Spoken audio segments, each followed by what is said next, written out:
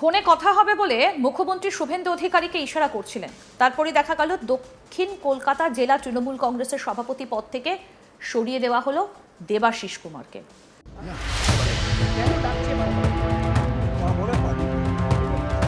দীর্ঘদিন এই দায়িত্ব সামলানো দেবাশিস কুমারের পরিবর্তে নতুন সভাপতি হিসেবে দায়িত্ব পেলেন আইনজীবী বৈশ্বনাথ চ্যাটার্জি।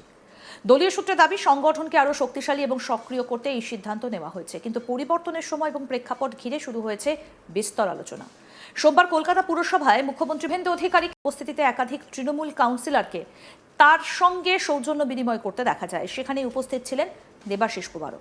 প্রত্যক্ষদর্শীদের একাংশের দাবি, সেই সময় মুখ্যমন্ত্রীর সঙ্গে সংক্ষিপ্ত কথোপকথনের পাশাপাশি দেবাশিসকে ইশারায় ফোনে যোগাযোগ করার বার্তা দিতেও দেখা গিয়েছিল। ঘটনাটা উপস্থিত অনেকেরই নজরে আসে এবং পরে তা নিয়ে রাজনৈতিক মহলে আলোচনা শুরু হয়। 5 দিন ব্যাপী শহর জুড়ে স্বচ্ছতা অভিযান।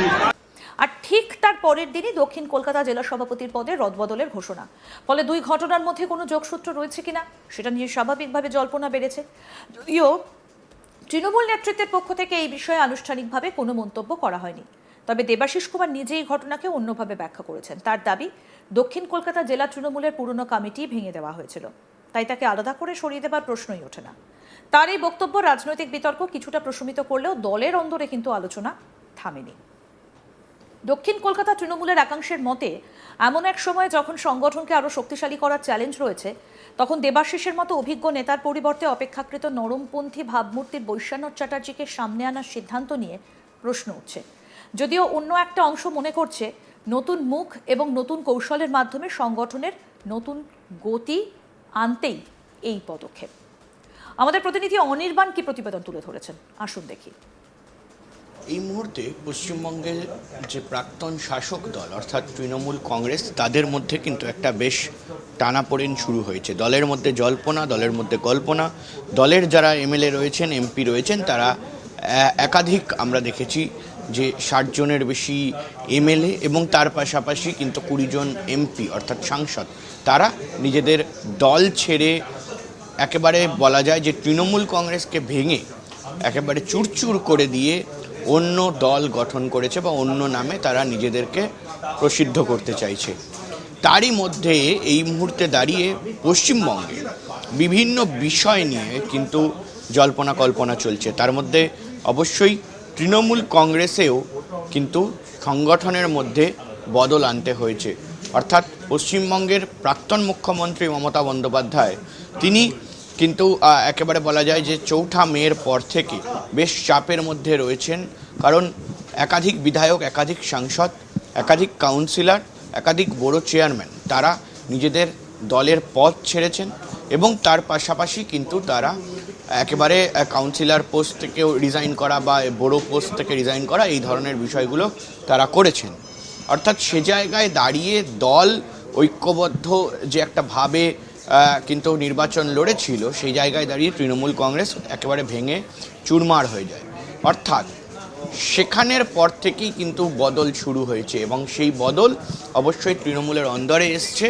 আমরা জানি যে ইতিমধ্যেই উত্তর কলকাতা সাংসদ অর্থাৎ নর্থ কলকাতার সাংসদ এবং উত্তর কলকাতা তৃণমূল সাংগঠনিক জেলার যে প্রেসিডেন্ট অর্থাৎ সুদীপ বন্দ্যোপাধ্যায়, তিনিও কিন্তু এনসিপিআই নামক একটি দলে যোগ দিয়েছেন এবং তিনি সেখানে গিয়ে ওই 20 জন যে এই মুহূর্তে বিদ্রোহী সাংসদরা রয়েছে, তাদের সাংসদদের যে তালিকা, সেই তালিকায় নাম লিখিয়েছেন। অর্থাৎ সে জায়গায় দাঁড়িয়ে এটা স্পষ্ট যে বিদ্রোহী সাংসদদের তালিকায় নাম লেখানোর পরেই কিন্তু একেবারে সুদীপ বন্দ্যোপাধ্যায়, তাকে উত্তর কলকাতা জেলা সাংগঠনিকের যে দায়িত্ব ছিল তৃণমূলের, সেই দায়িত্ব থেকে তাকে সরিয়ে দেওয়া হয় এবং সরিয়ে দেওয়ার সঙ্গে সঙ্গে কুণাল ঘোষ, তাকে সেই দায়িত্ব দেওয়া হয়। এবং তার পাশাপাশি আমরা আরও একটি চিত্র একেবারে ঠিক দিন দুয়েক আগে কলকাতা কর্পোরেশনে দেখেছি এবং সেখানে আমরা দেখি যে শুভেন্দু অধিকারী মুখ্যমন্ত্রী হওয়ার পর প্রথমবার তিনি পৌঁছে গিয়েছিলেন একেবারে কর্পোরেশনের ভবনে এবং সেখানে দাঁড়িয়ে প্রাক্তন মেয়র ফিরহাদ হাকিম, প্রাক্তন মেয়র পরিষদ অর্থাৎ এমএমআইসি দেবাশিস কুমার সহ একাধিক ব্যক্তিত্ব তারা ছিলেন ওখানে এবং মমতা বন্দ্যোপাধ্যায়ের পরিবারের একাধিক মেম্বার, কাজুরি বন্দ্যোপাধ্যায় সহ কিন্তু কাউন্সিলর একেবারে শহর কলকাতার তাদেরকেও সেখানে দেখা যায় যে ভাবালাপ করতে শুভেন্দু অধিকারীর সঙ্গে। প্রাক্তন মেয়র এবং বলা যায় যে তৃণমূল কংগ্রেসের বর্ষিয়ান বিধায়ক ফিরহাদ হাকিম, তাকেও কিন্তু দেখা যায় যে হেসে করমর্দন করতে শুভেন্দু অধিকারীর সঙ্গে। এবং তার পাশাপাশি একেবারে দেবাশিস কুমার, তিনিও কিন্তু আলাদা করে কথা বলেন এবং বেশ অঙ্গিভঙ্গিতে বোঝা যায় যে তাকে তিনি ফোন করতে চাইছেন। অর্থাৎ সেই সব ঘটনার পর কিন্তু মমতা বন্দ্যোপাধ্যায় অভিষেক বন্দ্যোপাধ্যায়ের সিদ্ধান্ত বদল করেছে। এবং ইতিমধ্যেই আমরা দেখেছি যেমন সুদীপ বন্দ্যোপাধ্যায়কে সরানো হয়েছিল, তেমনই কিন্তু সাংগঠনিক জেলার দায়িত্বে দক্ষিণ কলকাতার দায়িত্বে ছিলেন দেবাশিস কুমার, এবং এই দেবাশিস কুমারকেও কিন্তু সরানো হয়েছে। অর্থাৎ যে দেবাশিস কুমার দক্ষিণ কলকাতার গোটা সাংগঠনিক দায়িত্বে ছিলেন, এমএমআইসি ছিলেন এবং মমতা বন্দ্যোপাধ্যায়ের অত্যন্ত স্নেহভাজন এবং কাছের ছিলেন, সেই দেবাশিস কুমারকেও কিন্তু সরানো হয় এবং সেখানেও নতুনভাবে কিন্তু সভাপতি নিয়োগ করা হয়েছে। এবং এই প্রভাব আমরা দেখেছি যে যুব তৃণমূল এবং তার পাশাপাশি মহিলা এবং মাইনরিটি যে তৃণমূল শাখা রয়েছে সেখানেও প্রভাব পড়েছে। অর্থাৎ একেবারে নতুন করে ফের একবার দলকে সাজাতে চাইছে মমতা বন্দ্যোপাধ্যায়, কিন্তু সে জায়গায় দাঁড়িয়ে কি এই জল্পনা কল্পনা মিটবে, সেটাই কিন্তু এই মুহূর্তে সময়ের অপেক্ষা। নতুন দায়িত্ব পেয়ে বৈশ্বনাথ চ্যাটার্জি স্পষ্ট জানিয়েছিলেন তার প্রধান লক্ষ্য হবে দক্ষিণ কলকাতায় তৃণমূলের সাংগঠনিক ভিত্তি আরও মজবুত করা, বুথ স্তরে দলীয় কার্যকলাপ বৃদ্ধি, কর্মীদের আরও সক্রিয় করা এবং রাজনৈতিক কর্মসূচিকে গতিশীল করাই তার অগ্রাধিকার।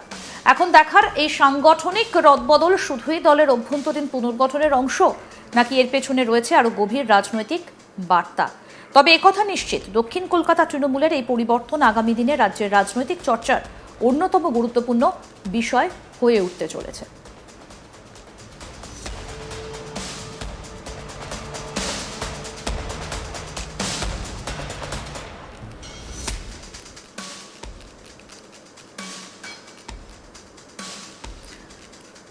সোমবার কলকাতা পুরসভায় মুখ্যমন্ত্রীর উপস্থিতিতে একাধিক তৃণমূল কাউন্সিলরকে তার সঙ্গে সৌজন্য বিনিময় করতে দেখা যায়।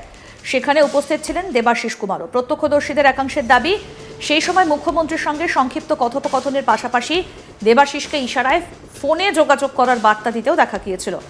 ঘটনাটা উপস্থিত অনেকেরই নজরে আসে এবং পরে তা নিয়ে রাজনৈতিক মহলে আলোচনা শুরু হয়। আর ঠিক তার পরের দিনই দক্ষিণ কলকাতা জেলা সভাপতির পদে রদবদলের ঘোষণা। ফলে দুই ঘটনার মধ্যে কোনো যোগসূত্র রয়েছে কিনা তা নিয়ে স্বাভাবিকভাবেই জল্পনা বেড়েছে। যদিও তৃণমূল নেতৃত্বের পক্ষ থেকে এই বিষয়ে আনুষ্ঠানিকভাবে কোনো মন্তব্য করা হয়নি। আরও আপডেট পেতে দেখতে থাকুন আজ তাক বাংলা, সাবস্ক্রাইব করুন।